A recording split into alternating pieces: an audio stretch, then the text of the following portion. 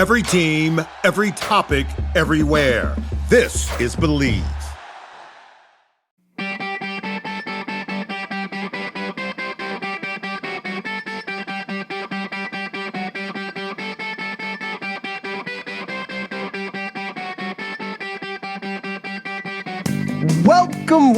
Welcome, everybody, to the Hockey Think Tank podcast, brought to you by the hockeythinktank.com, a website for all players, parents, and coaches to go to get a little bit of education and a little bit of inspiration regarding the greatest game on the planet.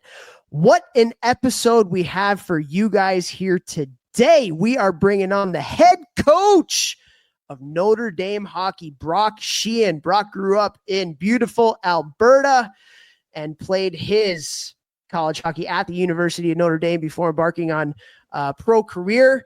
Got into coaching right after that. Some of his big stops include starting as an assistant coach at the University of Holy Cross, or the College of Holy Cross, I should say, before moving on to the Chicago Steel of the USHL, where he won a championship. Also has been a head coach in the American Hockey League for the Chicago Wolves, the affiliate of the Carolina Hurricanes. He's been back as the associate head coach with Notre Dame for the past couple of years and just took over from Jeff Jackson to be the head coach, the big cheese for the Fighting Irish there in South Bend. Awesome guy. Great conversation. We have a huge announcement for some stuff that we're doing with the Hockey Think Tank. But before we do get into that, guys, let's bring on the talent of the podcast, the one Jehu Jeffrey Lavecchio. Vex, what's shaking today, my man? What up, doggy? Just loving life. That's all I can say. Loving the life, living the life, living La Vida Loca. I don't know. Yeah, I'm doing good, man. How you doing? You're living. I'm good. Living La Vida Loca. Was Ricky Martin back in the day? That was Ricky March. You're right. Oh my God, that is hilarious that you just said that. Hey, dude, huge announcement. Are you ready? Let me hear it. Huge announcement. You may have seen this on social media already. If you've been to the Twitter, the Instagram, or the Facebook prior to listening to this, but everybody knows we have the Hockey Think Tank community. And the Hockey Think Tank community has been so awesome. We have over 200 people in there. We have hockey coaches of all different levels. We have hockey parents, hockey leaders of all different ages, all different levels in there. It's been such a great discourse, and it's so cool to just connect passionate hockey people. But we are taking the Hockey Think Tank in another direction and a whole nother level, guys. And what we are unveiling here today is no longer is it the Hockey Think Tank community, but it's called the Hockey Think Tank U. Hockey Think Tank U. And it is not just a community anymore. It is a virtual, all-in-one place to come to connect with people, to network, but also to gain more valuable resources and just some amazing extra content that we have going on with the Hockey Think Tank. And so we have been thinking about ways to make this community experience better for people. We have some people that come just to be able to connect with other passionate hockey people and share and collaborate and ask questions. We have other people that come in for the extra resources, the ability to speak with Vex and I, the ability to have more extra access to the podcast. And we're taking that to a whole nother level as well. So Jeffrey, are you ready? And all of our listeners, are you ready to hear about all the amazing things that is in Hockey Think Tank U? I literally just fell off my seat. Let's get it. Okay, so basically this is, and you literally did not just fall off your seat. I see you sitting in your seat right there. So don't lie, listeners. Yeah, okay, go. So there's so many like amazing things that are going to be in here, whether you're like a coach that's looking for more information or to collaborate with other coaches. If you're a parent that's really like having a hard time navigating the confusing youth hockey world, like even if you're just somebody that loves the game, like all of these things are within Hockey Think Tank U. So when you become a member of Hockey Think Tank U, you're getting access to more podcast stuff that Vex and I do. So there's premium content from myself and from our guests, whether it's through 10 questions or other really creative things that we're going to do. You're getting extra access to us in the podcast. Also, we're going to do some different little competitions within the community where if you are a part of some winning stuff there, you'll actually get access to hop on and do our podcast live with us. So you're actually with us as we're recording our podcast with our amazing guests. That's pretty cool. We've had people that have asked us that before, like, hey, I'd love to be a fly on the wall in these conversations. Well, now you can be, and then potentially ask questions to the guests that we bring on afterwards. So really, really cool. Really excited about that.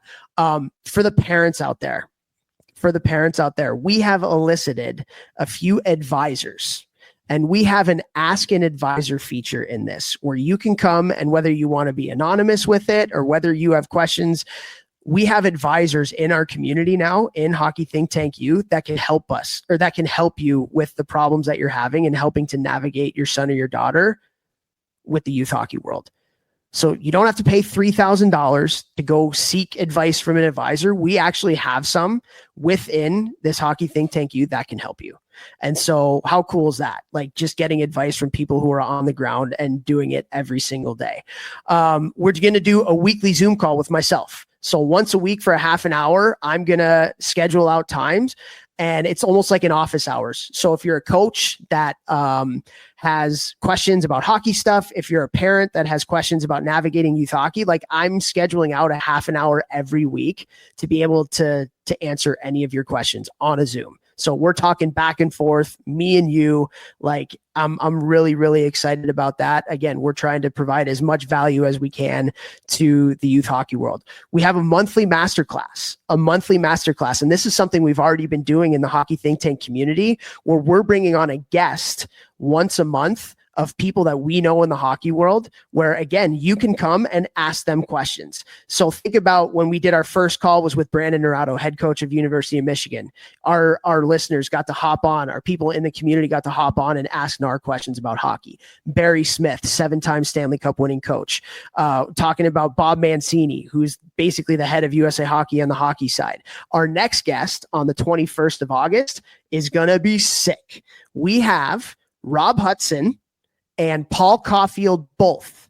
So this is the dad of Lane Hudson, who just won the Calder Trophy for the best rookie in the NHL, and Cole Caulfield's dad, one of the top young players in the NHL, both playing for the same team in the Montreal Canadiens. They're our next. So you can hop on and ask these two guys questions.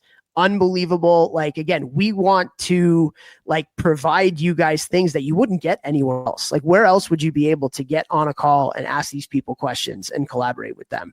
Incredibly important. You're getting a network of young and hungry coaches or hockey parents that are looking to help and share ideas and just help you through the process. Also, one of the things that we have done is we actually have resource programs now that will be available to you for free if you join Hockey Think Tank U. So for parents, we actually have a resource guide program on the path to high level hockey. So all the questions that you have about junior hockey, about how to set your son or your daughter up to be in the best position to get scouted and recruited, what are coaches looking for, getting you behind the scenes of what that actually looks like that's a resource guide and program that we have for you. And we have one for the boys, and we also have a separate one for the girls, because those two paths are different. For the coaches out there, we have an X's and O's whiteboard course. So you can go on here and I detail out every single zone, every single situation in hockey on the whiteboard for you. And so everything from power play, penalty kill, breakouts, neutral zone forechecks, to basically every situation in every zone in hockey.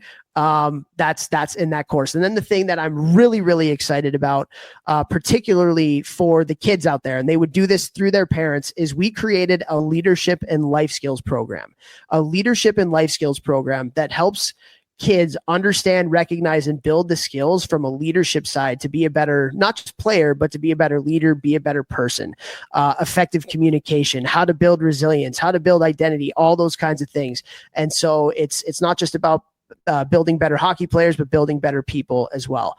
And so, guys, I can't even begin to tell you how pumped I am to lay this thing out for everybody. Our goal, our job, our mission is to make the hockey world a better place through inspiration, and education, as you hear at the beginning of every single one of our episodes when I get a little higher in my voice and talk about that. But I'm so pumped to lay this thing out there, and just can't wait for you guys to see it. So go to our website. We'll have a link at the bottom of the show notes where you can go straight to this. But if you do it this week, you're going to get 20% off. So if you do it this week only, you'll get 20% off of the initial price. And so save some money, hop on in, and be a part of Hockey Think Tank U today. I'm excited, guy. Like, if you can't tell, I'm really, really excited about it. So Vex,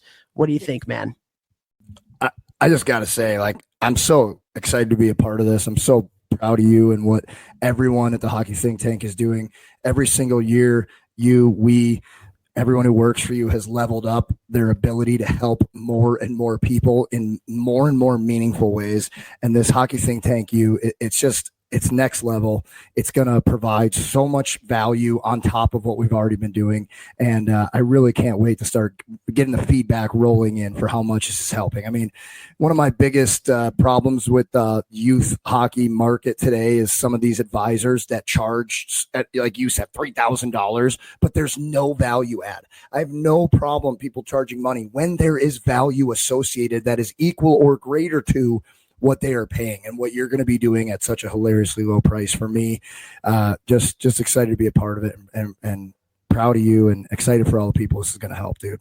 Thanks, man. And at the end of the day, like, one of the coolest things about what we're able to do is we have awesome friends in this game who are doing some amazing things. And like the Hockey Think Tank, it's called the Think Tank because I wanted to connect passionate hockey people that love the game. And the fact that, like, we can connect anybody that wants to be a part of this to really, like, awesome people like Nar, like Barry Smith, the 7-time Stanley Cup winning coach, by doing some of these things through the podcast and through the 10 questions and then also, like, getting access to us. Like, I want to help. That's why I'm sectioning off 30 minutes every week for anybody in Hockey Think Tank U to come and ask me questions. But you're not just getting access to me and, like, our cool friends in the game. You're getting access to other people who are living the same life as you, and it's basically like a social media site where you can come and ask questions and seek advice from people that have a know-how in the game, and then other people that are grasping for straws like you might be as you're trying to help your kid come through, or you're a young coach and you need some help in your coaching journey. So, like, yeah, man, I'm just so pumped. Like, this is go to the website. We'll link it at the bottom of the show notes. If you do it this week, you'll get 20% off getting in there. And again, we just want to connect passionate hockey people. That's like our biggest goal with this thing. And I'm pumped to finally lay it out. Let's go, baby. You. All right. With that, we actually have a podcast here today. And so, dude, Brock Sheahan, one of the best guys in the game, really, really, really smart hockey guy, really, really, really passionate hockey guy, one of the best out there. Just took over his alma mater as the head coach from Jeff Jackson. Like, this was a phenomenal conversation. Oh, unbelievable. I'm really excited. I mean, just to listen to his passion about the game and development, and like, and how he approaches it, and his calm demeanor, and just as, like, everything about it. And I have 2 clients of mine that play at Notre Dame, so for me, just like being excited to see him take it over fully and run it all himself, and hear the feedback from my guys it's going to be really cool. You guys are going to love this one. I mean, we get one of the top coaches in all of college hockey and one of the most prestigious universities in all of universities, not just hockey schools. World. Yeah. So, this is a really cool gift for us, and excited for you guys to all hear it. Yeah. Brock's a man. And so before we do get over to Brock, though, we do have some people that we need to thank. First, want to thank our title sponsor, icehockeysystems.com, the best website out there for all of your coaching education needs. They got thousands of drills. They got whiteboard explanations and video breakdowns from high-level hockey people. Got the ability to go in there, draw up your drills, create a library for yourself of practice plans and drills to make life easier. And we have partnered with them to do an associations platform where you can get all that for every single coach in your organization for a hilariously low price. This is an absolute must for anybody in the youth hockey world. Go to icehockeysystems.com today and check out that associations platform. Jeffrey. Want to say a massive thank you to Train Heroic. Just had another junior team reach out to me that I'll be working with this upcoming season, providing all of their off-ice training programming through the amazing Train Heroic app. They make it all possible. So if you're a team or an individual player, I have both that you can sign up and use my online training through Train Heroic, and they're just awesome, letting me help so many more hockey players every single year. So thank you to Train Heroic. Boom. Also want to thank Helios Hockey. We're a little over halfway through our Building Back to Hockey challenge on Instagram, where I'm working out. We got a lot of other people working out with me, tagging myself, tagging Helios Hockey as they're taking a video or a picture of themselves working out, getting back to the hockey season.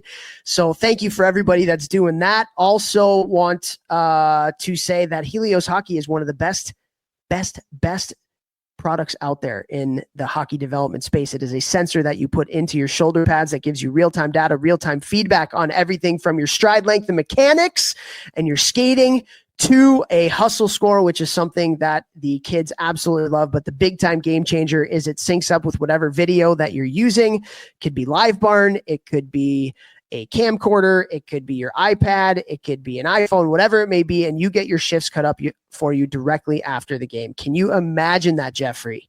When we were growing up, that would have been a huge time saver and an amazing thing to have. Yeah, I'd be better at hockey, that's for sure. So go to helioshockey.com today, use the coupon code ThinkTank, one word, and you will get a discount of 20% on a pro 12-month or 24-month subscription. Go to helioshockey.com, use that coupon code ThinkTank, one word. Also want to thank Crossbar, the best software solution to run your operations for your youth hockey organization. I know a lot of hockey directors and presidents, particularly ones that we work with, that have made the switch from some of the big box type stuff over to Crossbar to help run their operations. And every single one of them have been extremely happy that they have. Unbelievably easy to use website design, things like registration for everything from drop-ins and clinics to the entire season. They got facility management. They got volunteer management. They got financial management. They got a 5-star communications app. Like, this thing is a one-stop shop to run your youth organization. So go to crossbar.org today and check that out. And then finally, thank you to all of our amazing listeners. We appreciate you guys so much. If you could, for us, any way that you can interact with our podcast in your podcast app, whether that is iTunes, Apple Podcast, Google Play, Spotify, we are everywhere. That just goes a long way to help us on our mission of making the hockey world a better place by getting in some more ears of some people in the hockey world. So if you can do that for us, that would be amazing. This is an amazing conversation with just a phenomenal hockey guy. So after you check out Hockey Think Tank U, and you can listen to this conversation. So without further ado, here we go with the head coach of the Notre Dame Fighting Irish hockey team, Brock Sheahan. We are so excited to have on this episode of the podcast out in beautiful South Bend, Indiana. We got Brock Sheahan. Brock, how are we doing today, man? Great. Thanks for having me on.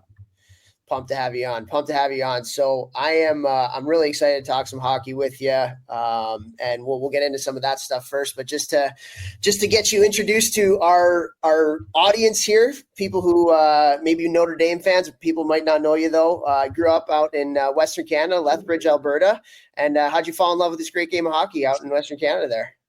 Yeah. I was born in London, Ontario. We moved to Lethbridge when I was young, like 8 years old. I was on the ice super early. My grandfather, he played in the minors in the American League. He was like Boston Bruins property. I think it was like before the draft was a thing. Like, they came to his house, they bought his family groceries, got him a jacket and some clothes, and he became Bruins property. Played in Providence, played in Hershey, and he loved the sport, and that's kind of how my brother and I got into it. You know, we're on the ice super young, and it's just been a passion of mine ever since I can remember. I don't remember not being able to skate, and I don't remember not having a stick in my hand. So it's been a long time. There you go.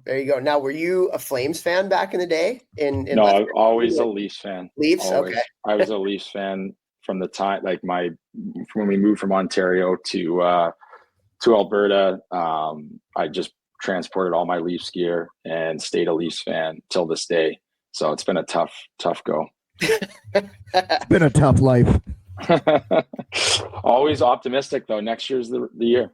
Every year is the year in Toronto. But you know what though? Like growing up, being around our age, like those were some like early 90s years with like early the Dougie 90s. Gilmores. Like Dougie Gilmore was the guy. Like he was the guy back in the day. He was like, I feel like him and Jeremy Roenick were like your prototype. They weren't like the Gretzkys and the Lemieux and stuff, but they were like your tough, you know, just kind of throwback type players. Was Dougie Gilmore? I know you're a defenseman, but Dougie Gilmore, was he one of your guys? Matt Sundin was my favorite player. Okay. Gross. Yeah. And I love Felix Potvin, even though I wasn't a goalie. Yeah. He kind of was like, he had some flair back in the day, huh? Like great gear. Great gear. Felix the Cat. Ew. Yeah, he's unbelievable. Electric saves, game-changing saves all the time. But yeah. No, I remember growing up, I think we would have been like camping. I remember listening to like it would have been like the conference finals against the Kings on the radio, and Gretzky had like the hat trick at Maple Leaf Garden. I was just devastated because they would have played Montreal, which would have been amazing in the Cup final, and that was my brother's favorite team, the Canadiens. So, and then the Canadiens won the Cup, but yeah. Wasn't that the year they won like 10 games in overtime in the playoffs or something? Yeah. They set like a record for overtime wins. Yeah. Crazy. Well, good stuff. So you're in Lethbridge. You play your junior hockey out in Western Canada in the BC League in the AJ, and then you get the opportunity to, to go to Notre Dame. I'm wondering, just in that process of finding your way to college, being in Western Canada, most kids are going to the Dub.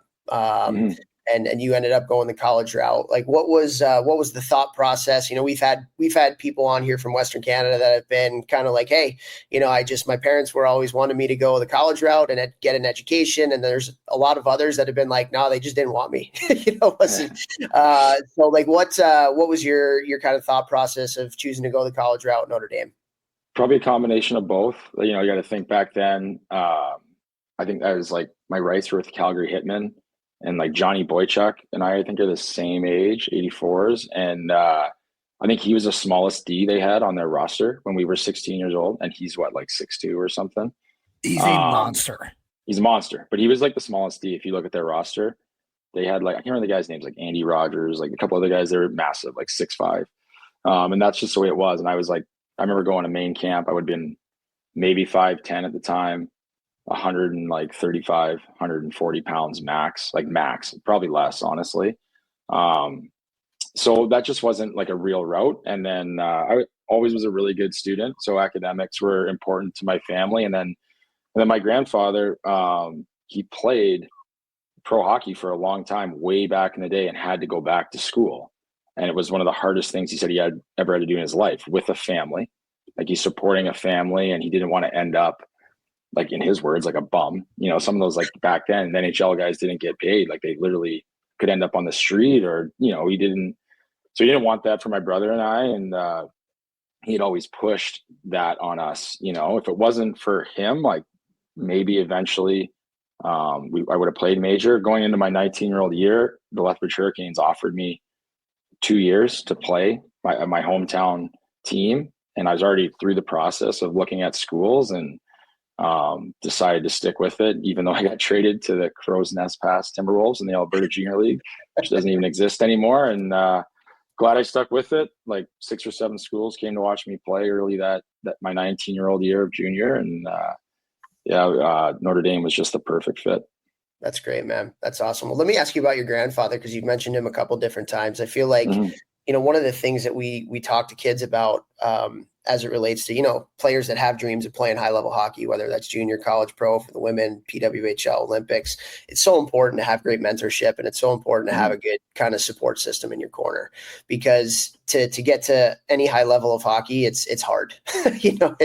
There's a lot of ups and downs and twists and turns along the way. So can you talk a little bit about your grandfather and how he kind of helped you and how important it was to have somebody like that had your back and was able to educate you and kind of go through the process with you? Yeah, no, he was a huge support. I think he just always put things into perspective for me. I was the type of kid that wanted things to always be like perfect, work well. And, back then, like he's not talking like growth mindset or, those type of things. But that's really like looking back at it, like what you know, he was just telling me to be in the moment and have fun and play with the puck. I remember he used to get upset with like the style of Canadian hockey at the time, you know, dumping pucks. He's like, why would you dump the puck? If we have the puck, the other team can't score. I mean, well, my coaches are telling me to do this. He's like, yeah, you're playing like Adam hockey, hold on to the puck, make plays. You know what I mean? It was really interesting to hear him and like have fun. You know, he was always about having fun, working hard, and just getting better. Really, he's like, just keep working at your game. You know, because he knew how badly, for me, the type of kid I was, that I wanted to be the best that I could, and that it's really hard when you're that small. I was the smallest player for so long. You know, and he just always kept my focus on enjoying the game. And yeah, he's a huge reason why I still do what I do as a coach. He was never really a coach, but yeah, the impact that a mentor like that had on me was vital to who I am today. That's really cool. I feel like just that work hard, have fun, get better. If you can just do those three things, it's like the most simple of things, right? And he said, be in the moment too. I think in juniors, especially guys first year when it's tough on them, making the transition from midgets to juniors, like living in the moment. Toph and I talk about that all the time. I look back and I'm like, why did I care about getting healthy scratched the first time ever, my first year of juniors? Like that's it. You think the world is over, the sky is falling, and it's like, no, like that was actually great for me. I needed that, you know, and just being able to have mentors that can reshape and like your mindset. You're like, no, you're okay. Like just enjoy today. Like you're playing junior hockey. Not a big deal. You got scratched your first year. Your hockey career is not finished. You know, I think that's so freaking important for young players to hear. Yeah, I think everyone's trying to get to the finish line as fast as possible. And then if you have the right people around you, they can put it in perspective, right? Like you don't know where you're going to end up as a player. It's so competitive right now in the junior landscape and trying to get to college or be a pro or whatever. If you can take a step back as a player and a mentor or parent, I think it helps that process actually come to fruition. And there's no guarantees, right? Like that's something that I look back at my junior career. Like my mom wanted me to go to the University of Alberta to go to school after high school. She's like, yeah, like just go do that. Like this isn't happening, type of thing. You know what I mean? Like go to university. You have some merit money or whatever. Like you have some scholarship money academically. Like why don't you just go do that? You want to be a doctor? Like why don't you go do that? And I'm like, well, I'm going to go play for the Surrey Eagles in the BCHL. She's like, well, you can do that, and put me on a bus by myself and took a bus ride to the Surrey Eagles and tried to make a hockey team. And, you know, I ended up making the team. But like, that's a little bit different than I think the way things work now. You know, just like what my grandfather always said, just keep working, keep having fun. And I was lucky enough to get to an amazing place like Notre Dame, and Notre Dame has had a huge impact on my life and obviously still does to this day. Yeah, well, let's talk about that. You get to Notre Dame, and you know, we obviously have a lot of mutual friends, and I know a lot of guys that went there and played with you. Didn't get too much dirt on you beforehand, so no, just kidding. But you know, I'm a really big studier, let's call it, of culture. Like I love culture. It's something that you know, I just have a passion for. And so, you know, when you get to Notre Dame, and where you left Notre Dame, we always say all the time, like leave the place better than where you found it, you know, and getting there. And then, you know, Jeff Jackson comes in. I think he came in your second year? Our sophomore year. Yeah. So, you know, the program was in a spot that was just okay, you know, at the time. And by the end of there, you're in the national championship game as a player. So what's, you know, you think about culture change, you think about, you know, your experience as a player there and your growth on and off the ice. What was it that you think that kind of changed things for Notre Dame, and what was the culture like leaving it better than where you found it? Yeah, I you know, like when I committed to Notre Dame, they were on the rise in a lot of ways. Like people don't talk about that. They made the tournament the year before my freshman year. They had guys like Brett Lebda, Neil Komodowski, Aaron Gill, Rob Globkey, Morgan Say, like some really good players, and I'm missing some guys in there, right? They lost to Minnesota in the first round, first time they made the tournament. And then the next year we have a really, really young team. There's only 2 seniors on the team, and we win like 5 games. It's like the worst season ever in Notre Dame history till this day. And then, you know, Dave Poulin is out, resigns, whatever. I don't know exactly how that went down, honestly. And then Coach Jackson comes in, and, you know, you look at the way teams, when there's a coaching change nowadays, it's like there's players cut, like they bring in 10 to 20 guys, like you see it all the time. That's not how it worked. It's not how it works at Notre Dame. You know, speaking of like me taking over this year, like we didn't have a player go in the portal. It's our team, right? It's the kids they had committed. They had to work. Coach Slaggert, who's still here, did a great job. They retained those guys. They had a good class of guys coming in, guys like Eric Condra, you know, Christian Hansen, like some big time hockey players. And with that, and with the group we had, we made progress the next year. And culturally, that was, you know, the expectation wasn't to win when we were like that first year. Like it was a mess, right? I couldn't tell you like our systems, how we were playing, and not that I just don't remember any of that. I just remember it being a really hard year. I remember us being close in a lot of games. Like if we tied like 7 games and we lost like a lot of 1-goal games, like if you really dig deep into it, like there is enough talent there. And then credit to Coach Jackson, Coach Pooley, Coach Slaggert. You know, it was hard those first couple of years. Like if you talk to guys that were around it, it was a grind. The discipline was at a very high level. It was very like regimented and detail oriented and dialed, but we kind of needed that, right? And you had a group of guys that were tired of losing. Like they would do anything to win. We would do anything to win. And we think we won 0 games the second half of my freshman year. We won 2 games the first half of my sophomore year. Oof. And then we went 500 or above the second half of that sophomore year. And that was when the belief in the locker room and in the belief in the style of play and in coach's structure and just like the way we worked and the connectivity of how we needed to play. And then the next year we won 32 games. And that started early. I think the second week of the year, we went out to Boston and we beat Boston College 7-1, Providence 6-1, and kind of never looked back after that. And that team had a chance to win a national championship. We're number 1 team in the country, and we got beat by Michigan State, who wins the national championship that year in the regional final. And then the next year, like we just kind of set the foundation, and we knew even when we struggled my senior year, like we knew who we were, and I think the foundation had been set. And from that point on, you've seen Notre Dame hockey be in the top of the country for a very long time. You guys were just relentless too back then. Because I was at Western, you know, those same years. I was there a year after you. No, I was a year after you. 05, 06 was my first year at Western. And you guys, I hated playing against you guys so much. It was so hard to play against you guys. Yeah, and that's the thing. I think like there's a lot of perception out there that like we didn't play offense or didn't score. You look at some of those teams, like we didn't give up any goals, or not a lot. I think that junior year, but we were one of the top scoring teams in the country too, right? So like there's always that narrative out there about those teams, Coach Jackson's teams. Not that, of course, there's structure and defense, but there was an offensive layer to those teams as well.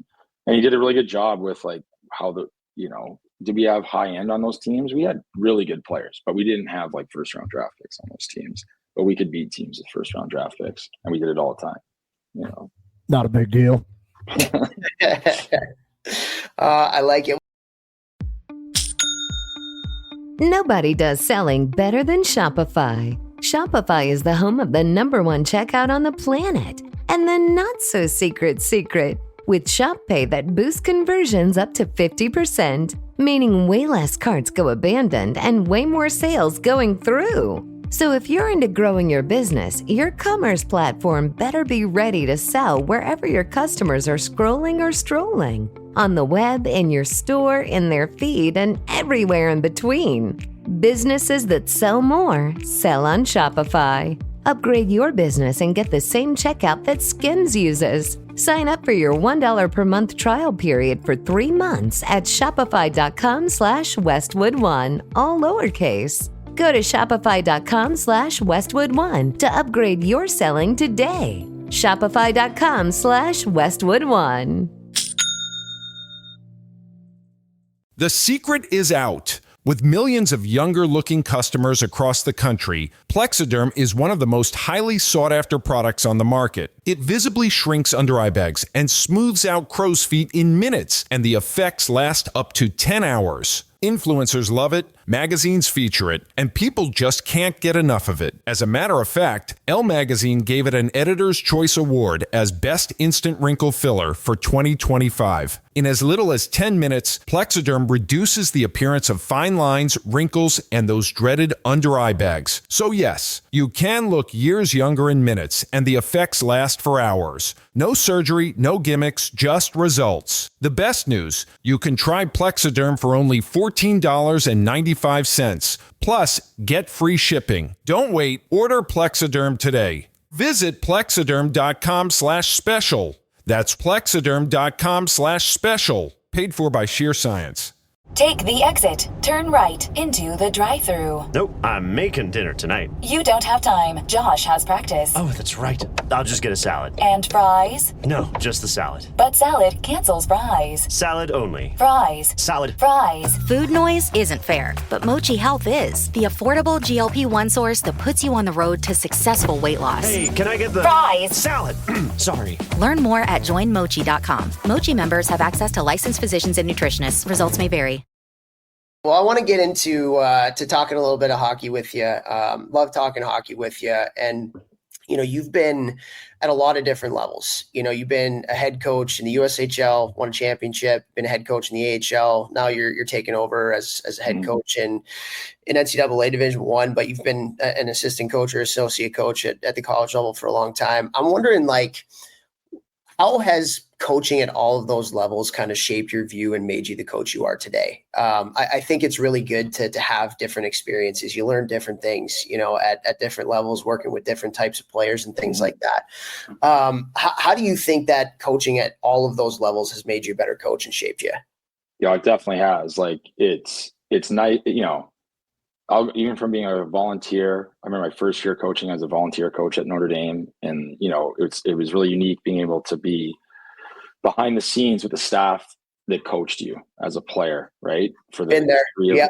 And it's really unique. And you think what goes on as a player. You have these opinions, and you think but you have no idea, right? You have no idea how much care there is. You have no idea how much work goes in.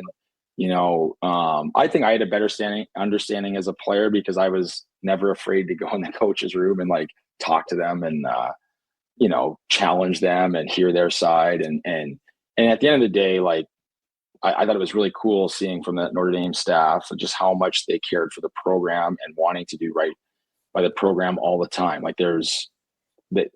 They cared so much. There was no ad hoc decisions. They're always thinking through it. And whether you agree with it or not as a player, if you know that, it makes a big difference, right? So that's something that I took was man, players need to know this. So it's something that I've been more open as a coach than I think most coaches are, and I took that early. And then going to Holy Cross, where you have to do literally everything. As a coach, you go from Notre Dame, you have all the amenities, resources, all this, and then you go to Holy Cross and it's 3 coaches figuring it out. And absolutely everything from travel to recruiting budget to, donor relationships. And I was there for 4 years, and a lot of people I would get a lot of pressure from people on the outside. You've been there too long. And I was I'm learning a ton. I got to do so much, and credit to David Berard for allowing me to do a lot. That had a massive impact on me as a coach. I think it accelerated my development as a coach because regardless of how little I was getting paid and how hard it was on our family, it was the right position for me at the time. And then going to the USHL and, again, I had people that I trust telling me I was making a massive mistake going there. Massive mistake leaving college. That we were picked 16th in the USHL. There's 16 teams in the USHL, or 15 because the US program. So we were the last. And it was supposed to be just a dangerous place to go as a coach. There had been some coaching movement. I think they had 2 or 3 head coaches the year before. But meeting Ryan Hardy, Greg Moore, Mike Garman, who is now with me at Notre Dame. I was like, these people are great. The vision for the development model in conjunction with the style of play, the resources that are actually there, we're gonna be able to do this. And that was a true test in like being process focused and sticking with the process. We lost, I think, every single exhibition game, and we went 2-8 to start the year in the USHL. That's a long time. There's some 1-game weekends in there, right? And then we ended up going to the Clark Cup final that year. Of our rosters with the Steel was definitely the least talented roster, right? And then the following subsequent years, people will be like, yeah, you had a ton of talent, and that's why you guys were so successful. Well, yeah, but like, that's not easy either, right? Like, and you got to do right by the entire roster. You got to make sure guys are developing. You got to make sure guys are in the right position. They're getting different experience, and at the same time, you do need to get results. You're not focused on it, but that was a great experience for me. Well, let's stay there, because all those guys that you mentioned, I know, and that model that you guys brought to Chicago kind of shocked the league a little bit, and became kind of like a thing that everybody was talking about, especially after you guys started having all the success that you guys had. And you mentioned process over results. You guys had just an amazing staff, from the top all the way down, with Ryan to your skill guys to the coaching staff, all that kind of stuff. What made things for you so special? Because I've talked to Hardy about it. I've talked to Nicholas about it. I've talked to Daryl about and Garms, like, in your opinion, what made that experience in Chicago so special? You guys were doing something out of the box. What was it there? Well, there's a lot of things. The people are number one, whether it's the staff or the players. Like, guys were bought in, and I think that's a credit to the communication that we had consistently. Like, you got to think, in junior hockey, if you have a couple high end guys, they expect to play like 30 minutes a night. Like, we had high end guys like playing less, right? Like, because we wanted to get everybody what they're supposed to get. Like, in order to develop guys, like, they need to. I remember Sam Colangelo in his draft year being on our second power play unit, having like no power play points, because our first unit would score all the time.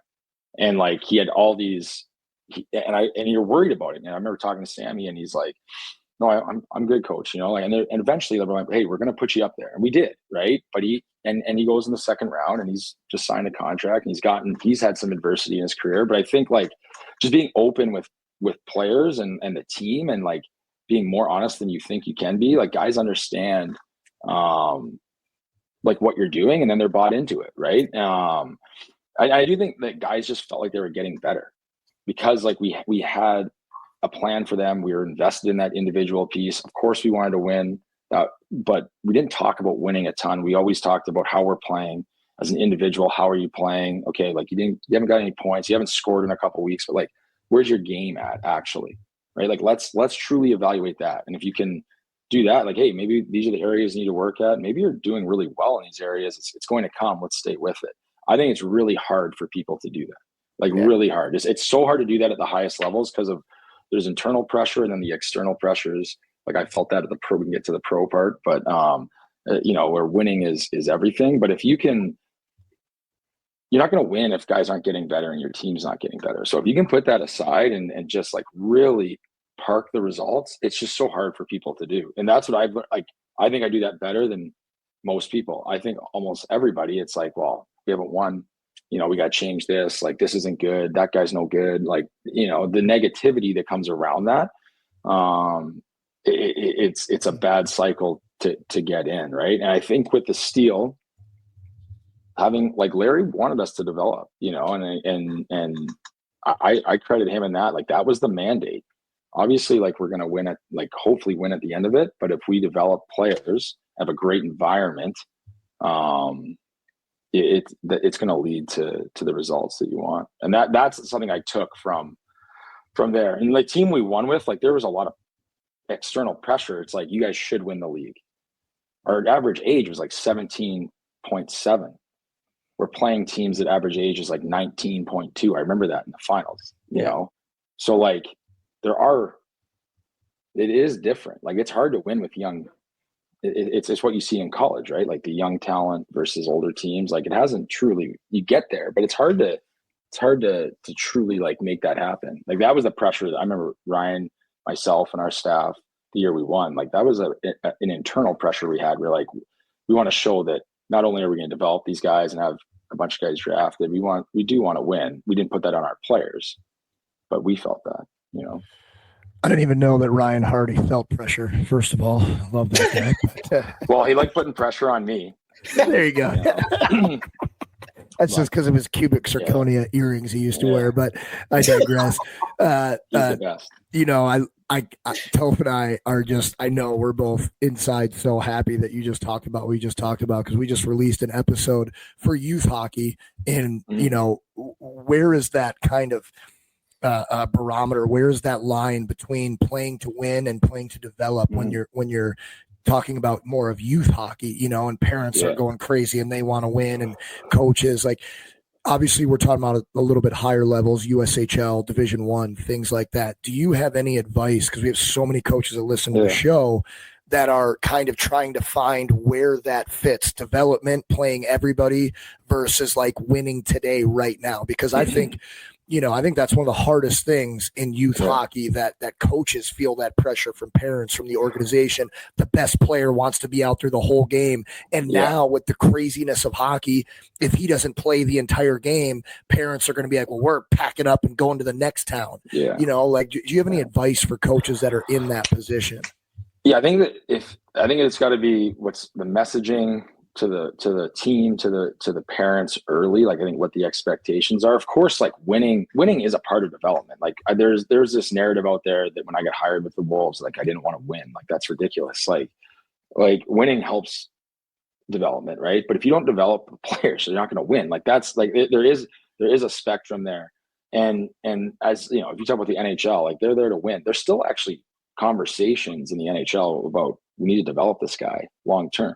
So if you like scale all the way back to youth hockey on the pendulum of like development or winning, it should definitely swing towards development. Like, I don't know how it can't. I'm not saying that you're not competitive, and I'm not saying you're not putting these kids in a position to develop competitiveness and a winning attitude. That doesn't mean that you shouldn't be playing players. Like that to me is crazy. Like, and especially like, maybe if you're in like the national championship game, you might like a guy might miss a shift or two, but you're not playing a kid the whole game, or you might have a power play or something, depending on the age. Even then, like, I don't know, you know, but I think it's so hard for, I think it's just, this is youth sports, not hockey. Like my daughter's playing like 8U, like all-star softball. And I'm like, what's going on here? You know, but like, it's hard for the parents to like take a step back when like there's the money involved and the time, and like it's like an investment that they expect a return on. What is the return you're expecting? I guess I like, is it wins? Is it a healthy human being? Like, what are you going for here? Like that's my question. And I think that you want them to win. You want them to be competitive, but everybody should be playing. Like, you know, winning is fun, but you know it's not fun? Like driving like 3 hours and then playing 4 shifts. Like that's ridiculous. Like that, especially pay to play. That's what I'm saying. Like and you know what? You probably end up winning more games by the end of it, right? Because you're gonna, instead of having like some little kid hating the game or like not having fun, like they're playing, they're getting better, and you may lose some games early on, but like overall the team's gonna get better. You're gonna start winning more games. It's gonna be a lot more fun in that way. But that's where I think it should swing. And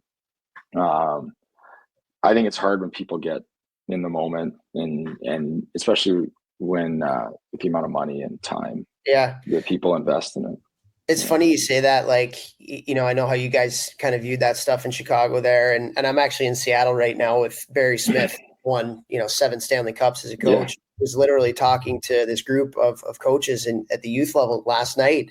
And he's like, we won a lot of cups in Detroit. We had the Yzermans and the Fedorovs and all that, but he was like, we didn't win because of those guys. We won because of Chris Draper and Kirk Maltby. And he was like, our fourth line was better than everybody else's fourth line. Our 6 and 7 D-men were better than everybody else's 5, 6, and 7 D-men. And so he's like, if you want to win, it's a whole team thing. It's not like there's this like fallacy out there. Now, does it help to have great talent and the best players? 100% it does. Let's not, diminish that. But, and that was kind of his message, is exactly what you're saying right now. Like, everybody has to develop. And if everybody develops, you're going to win more hockey games because of it. And you got to care about everybody. And I love what you said there too. I think that's really important for all the youth coaches. The first thing you said when Vex asked you that question is just setting the expectations. Your preseason parent meeting as a coach, like, is so incredibly important, because you're going to lay out how you're going to coach and what you're going to expect from yourself, or what they can expect from you, and what your expectations of them and the players are going to be. And by setting the expectation of, hey, like, in fact, you talked about this last week, like, hey, like, the focus is on development over winning, but I'm going to teach your kids to love how to win. They're going to want to win all their Like, we're not sitting here saying, we're just going to go out and have fun and nothing. Like, we're going to make it hard. We want our kids to develop competitiveness, and we're going to want to win every game, but not at the detriment of the culture, and not at the detriment of the development of the kids. So I think, saying that, I just want to reiterate that setting those expectations for youth coaches at the beginning of the year on what you're going to do, it's going to give you some rope to be able to coach the way that you want to coach, and develop the players the way that you want to develop them, and not feel as much of the pressure, that you might be feeling externally. Because I know, like, even sometimes, like, coaches at the youth level feel the pressure, and it's unwarranted. They just, they kind of put that on themselves, and the parents, maybe that. Now there are some crazy parents out there, but like, it's just something that they feel. So I love how you said that. Yeah, that's where I've been called like a player's coach or whatever, right? I think it's more just because of, like, I made a decision early on when I went from assistant coach, this associate coach, and with the Steel, to head coach, to not change who I am as like a person. Doesn't mean that you're not going to hold guys accountable. Doesn't mean you're not going to have high standards. But, like, I think that if they can see genuinely who you are as a person, they're going to be more invested. You're going to have a better relationship. And you're going to be able to demand more out of each player, and your communication is going to be more clear. And like, I think that is really important. So then you can still have high standards, even though we're developing everybody. Like, our standard of play, our competitiveness, like our drive, like what we're trying to do, like that's important. But your care level has got to be high. Like, your interaction level has got to be high, and then you're going to get investment from the player. And if that communication is done early at the youth level with, like, everybody, players, parents, hey, like, we want to win, but this is how we're going to do it, right? And I think that would go a long way, and maybe solve some of this issue, where it's like winning's everything for 10-year-olds. Yeah. I love how you said that too. Like, so when I was coaching at Cornell, I would always try to get feedback as a young coach at the end of the year. What are some things I did well? What are some things, I need to change to help you guys and stuff. And it's really funny. One of the things that came up every year is, like, once a semester I was mostly in charge of the forwards. I would have the forwards over for dinner. My wife and I would cook them a meal. Yeah. We just shoot the shit, talk some hockey, just low pressure, nothing, and in my conversations and in the surveys I would give out to our guys, that was something that, like, came up as, like, really important. They were like, we need to do more of that stuff. And just the lesson was, the more authentic you can be as a person, and the more that, like, your players can see you not just as coach, but they can see you as husband. They can see you as dad, they can see you as human being. And that just goes to help develop the relationship with the player. And the better the relationship you have with the player, the more that you're going to be able to coach them hard, and to reach the highest levels of hockey. You got to be coached hard. You got to be pushed outside your comfort zone. And so it was just really interesting. And just hearing you talk right there too, just about, I didn't want to change, I wanted it to be me. And I know there's a lot of young coaches out there, especially young coaches that go from assistant to head coach, that feel like they need to change who they are. And like you said, there are a few things that have to change. Every level, Topher. It's every level. Yeah. Like, you can read through coaches that aren't being themselves, right? That, like, I got to be this kind of person for them to have respect for me. Whereas you talk about, we had our whole team over for a barbecue with all our families. I want them to see us as more than just a coach. I want our coaching staff, and in our kitchen area, like having our lunch with guys, being around, communicating. But I also want them to hold them to a high standard, be accountable, like help them grow as people and push them in their development on the ice, because we want these guys to be the best players. If they don't believe, like, I don't know, if they don't know who you are and they don't think you're true, like if you're not truly invested in them, they're not going to be bought into the level that you need them to be. You're not going to get the most out of them. It takes time. It takes a little bit of like vulnerability and like, but it's worked for me.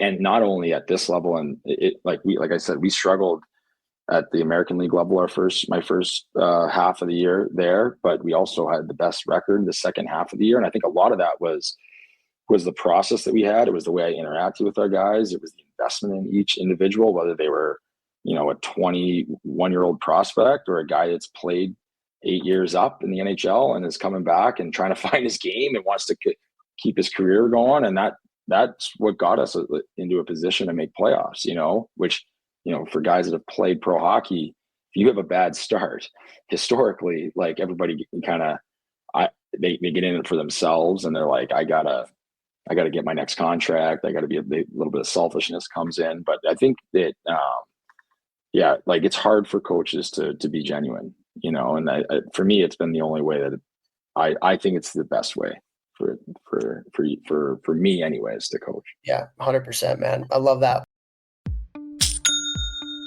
Nobody does selling better than Shopify. Shopify is the home of the #1 checkout on the planet. And the not-so-secret with Shop Pay that boosts conversions up to 50%, meaning way less carts go abandoned and way more sales going through. So if you're into growing your business, your commerce platform better be ready to sell wherever your customers are scrolling or strolling. On the web, in your store, in their feed, and everywhere in between.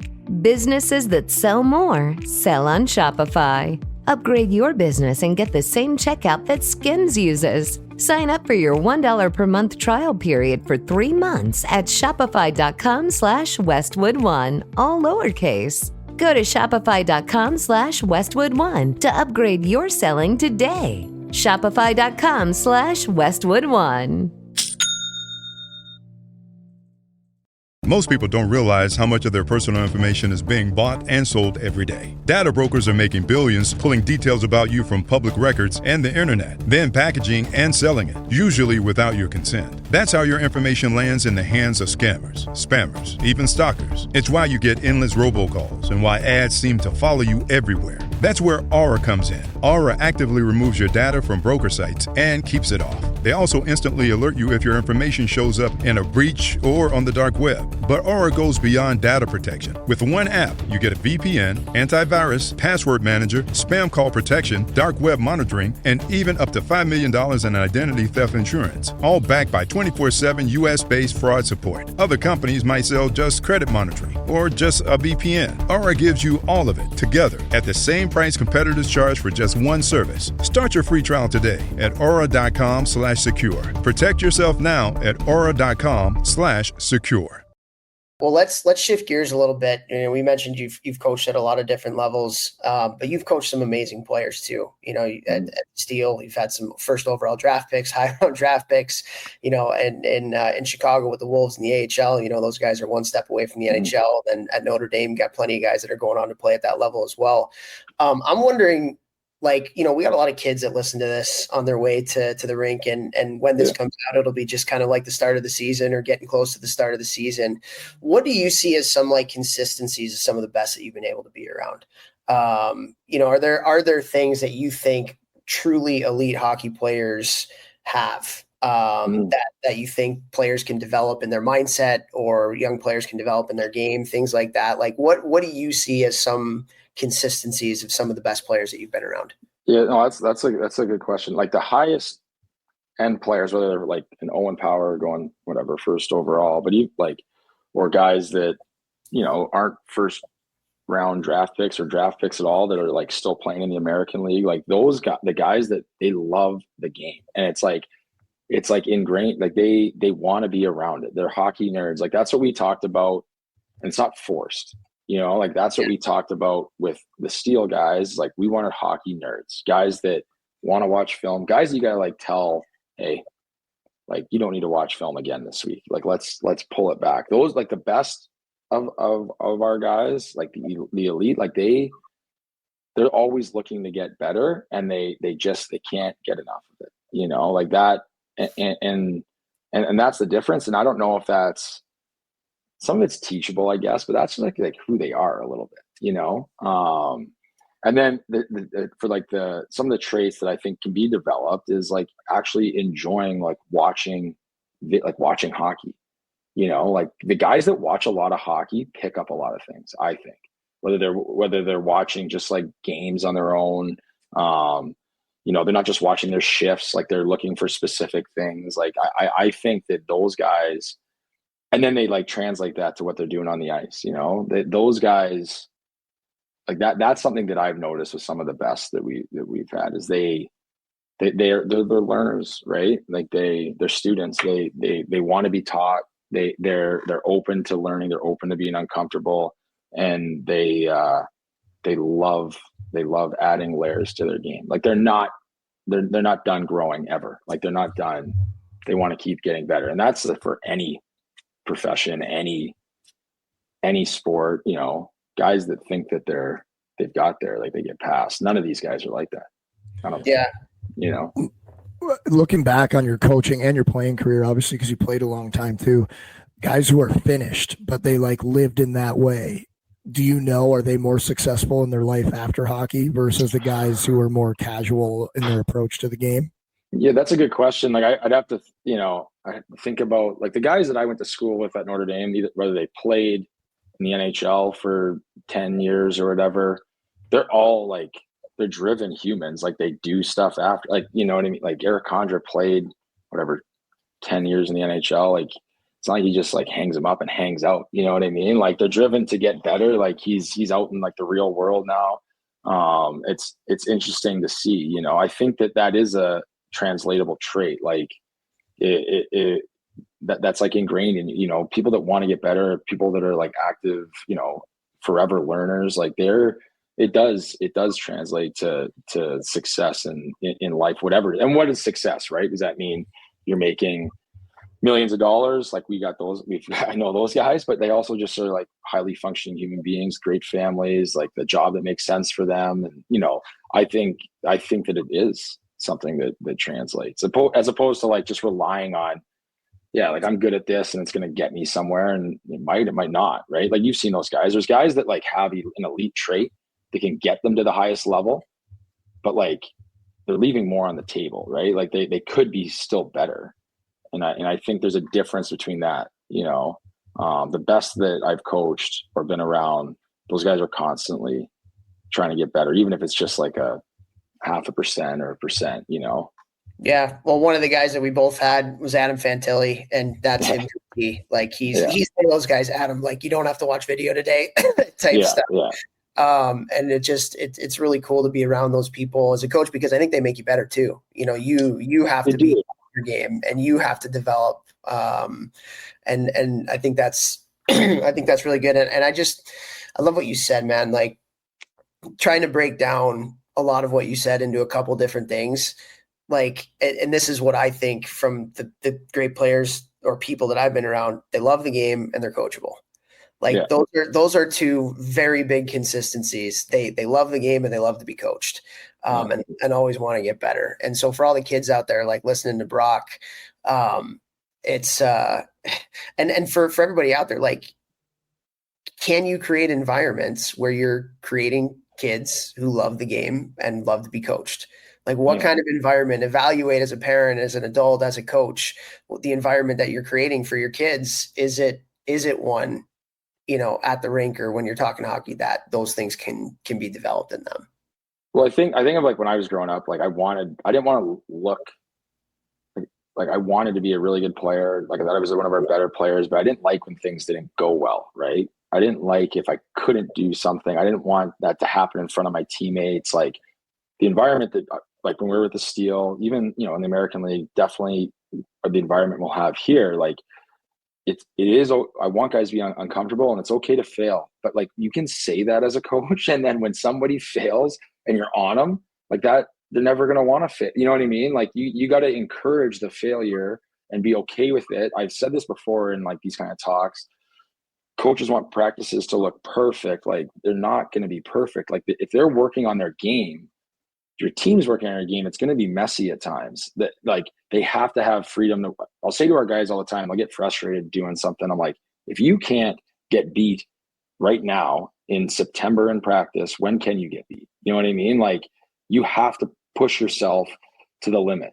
It's okay. And that's not, guys, people will say this and then we'll like stop practice because a guy falls over that makes a bad pass, or, if the intention is there. I think it's tough to see the intent, right? Like you as a coach can see that their intention is there, their purpose is there. It's just not executing. You have to let them work through that. And you have to encourage them to work through that. Again, I don't think that's an easy thing to do, but that's the type of environment that I've always tried to foster as a coach. And I think at the lower levels, if you could do something like that, you're going to see massive steps from players because they're in a developmental stage where they can take huge steps. Yeah. Yeah. And tying it all together, man, to be able to create that environment, you got to build those relationships with the players, 100%. Can't be able to push them outside if you can't do that. So, all right. So last question I have for you here, Brock, like, it's funny just thinking back, 10, 15 years ago when we were riding in cars together, when you were at Holy Cross and your recruiting budget wasn't very big, and, hey, can I hop in your Hertz rental car and go into the same showcases and stuff? And now you're the head coach at Notre Dame, one of the top programs in the country, and a program that you played for, bled for, and all that. Like what, just take me through how excited you are. Take me through kind of the thoughts going through your head of trying to prepare yourself to be the head coach at the University of Notre Dame. How's the summer been? And what are you most looking forward to? Yeah. Like I've said this before, this is literally a dream come true. When my wife and I, after, my last season there of hockey, well, we're kind of deciding, like, do I get into coaching? Do we go to Austria? How does that work with my visa? Like, what are we doing here? And she's like, I think coaching would be great. And I was like, like this, if we do this right, and like I do what I think we can, this could line up where I have a chance to be the head coach at Notre Dame, like 10, 12, 15 years down the road. And we kind of talked about that. And like, you could ask my wife this, we talked about it. And that was like the goal. And it's kind of like what I talked to our players about. We want to win national championships here, Big Ten championships. We're going to talk about it early, and then we're going to go through the process throughout the year. We're not going to talk about it again. Guys, people might think that's counterintuitive. You'll hear people be like, the goal should be right there all the time. I think we know it. Let's focus on the day-to-day. Let's focus on the process. And that's kind of what we went through when it became a reality that this was actually going to happen. And people think that this was actually going to happen when we left Carolina. Right? I had term on my contract. That was a risk. Like, we did not have a written contract that I'd be the next head coach. And then Jack Swarbrick, the AD, left, who had said, yeah, like if you do a good job, you'll get the job. And then we have a new AD coming in. So there was risk there.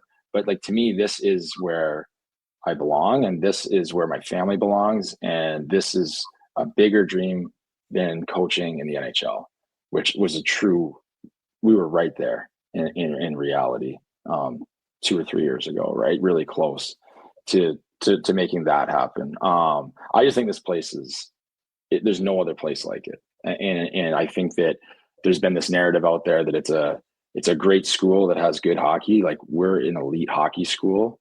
And then everything else that Notre Dame provides is a bonus. And that is what's going to happen over these next couple of years. I know it. I know it because the people, and I know it because we have the resources. And it's just, I wouldn't want to be anywhere else. I wouldn't come here if I didn't think that was possible. But the summer's been great.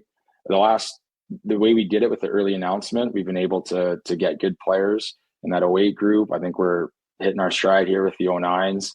And more importantly, I love our roster for next year. No one's talking about us. We're not on Twitter. It's great. We'll do our thing. We'll get better every day. And we have the right people here, and the right talent. Well, I mean, that is exemplified by the fact that you guys had 0 players going to the portal. Yeah.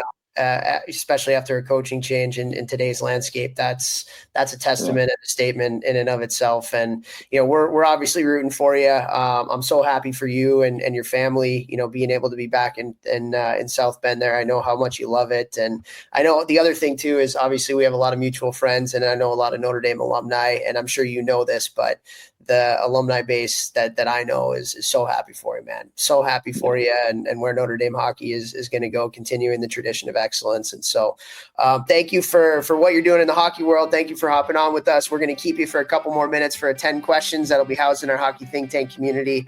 Brock Sheahan, thanks, man. Appreciate it. Thanks, guys.